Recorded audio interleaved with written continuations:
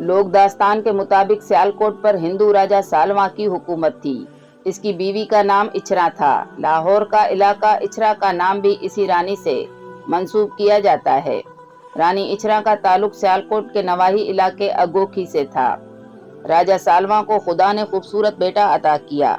नामवर मजमून निगार आसिफ महमूद अपने एक कालम में लिखते हैं कि जिसका नाम पूरन रखा गया, ताहम राजा के ज्योतिषियों और पंडितों ने बताया कि वो 12 साल तक अपने बेटे का मुंह ना देखें, वरना राजा को नुकसान पहुंच सकता है।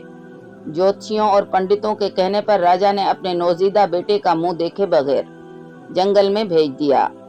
कई मुलाजिम और कनीज़ें भी मालो दौलत के साथ रवाना की गई और इसी तरह पूरन ने 12 साल जंगल ही में परवरिश पाई, जहां इसे नेज़ाबाजी, घुड़सवारी और तलवारबाजी के साथ साथ दीगर तालीमात भी दी गई। इस अरसे के दौरान राजा सालवान ने एक कमतर जात की नौजवान लड़की लूना से शादी कर ली। रानी लूना राजा से कई बरस छोटी और इनके साथ खुश नहीं थी। 12 बरस बाद जब पूरन महल वापस आया तो वो खूबसूरत नौजवान था। रानी लूना जो इसकी सौतेली माँ थी, इसे पूरन से मोहब्बत हो गई और वो उसके साथ शादी करना चाहती थी, ताहम पूरन ने इनकार कर दिया। रानी लूना ने पूरन से मुतालिक राजा को शिकायत की कि पूरन ने इसकी इज्जत पर हमला किया है। नौजवान रानी की मोहब्बत में पागल राजा ने बेटे के कत्ल का हुक्म दे दिया। ताहम जिन मुलाजमों को नौजवान शहजादे पूरन को कत्ल करने भेजा था, इन्हें इस पर तरस आ गया और उन्होंने सियालकोट शहर से दूर उस मकाम पर जहां इस वक्त जंगल और एक कुआं था, यहां छोड़ दिया और इसे कत्ल करने के बजाय इसके हाथ पांव तोड़कर कुएं के करीब फेंक दिया। जबकि बाज़ वाक़यात में लिखा है कि पूरन को कुएं के अंदर फेंक दिया गया था।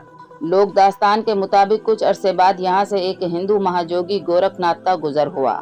गुरु गोरखनाथ गोरखा और नाथ कबीले के बानी माने जाते हैं और खारिया के नजदीक टला जोगियां इनके नाम से ही मंसूब है। गुरु गोरखनाथ ने जब हाथ पांव कटे पूरन की आहो बका सुनी तो अपने चेलों की मदद से इसे कुएं से निकाला और अपने करामात के जरिए पूरन के हाथ पांव जोड़ दिए और फिर इसे अपने साथ टला जोगियां ले गए, जहां पूरन को रूहानी तालीम दी गई और वो मुकम्मल जोगी बन गया। कुछ अरसे बाद पूरन भगत अपने गुरु के हुक्म पर वापस इसी मकाम पर आ गया और यहाँ डेरा लगा लिया। दूर दूर से लोग पूरन जोगी के पास आने लगे। इधर राजा सालवान की अपनी जवान बीवी लूना से कोई औलाद नहीं हुई थी। राजा को बताया गया कि शहर से बाहर एक जोगी ने डेरा लगाया है। कहते हैं कि इसकी दुआ से बे औलाद लोगों के औलाद पैदा होती है। बादशाह भी अपनी बीवी रानी लोना को लेकर पूरन भगत के पास आ गया। पूरन ने अपने वालिद और सौतेली माँ को पहचान लिया। इस मौके पर रानी लूना ने अपनी गलती का एतराफ कर लिया और पूरन की दुआ से वो माँ भी बन गई। ताहम पूरन भगत वापस महल नहीं गया और इसी जगह इसकी मौत हो गई। इस मकाम पर एक मंदिर के आसार भी मौजूद हैं। मंदिर की हालत देखकर लगता है कि यहाँ शिव देवता की पूजा होती थी और ये शिव मंदिर होगा। यहाँ अब भी भारत समेत मुल्क भर से लोग आते हैं और इस जगह को देखते हैं। बिलखुसूस बे औलाद खवातीन भी यहाँ आती हैं और कुएं के पानी से गुस्ल करती हैं।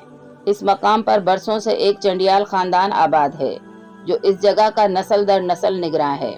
तो दोस्तों, ये थी पूरन भगत के बारे में कुछ मुख्तसर सी मालूमात।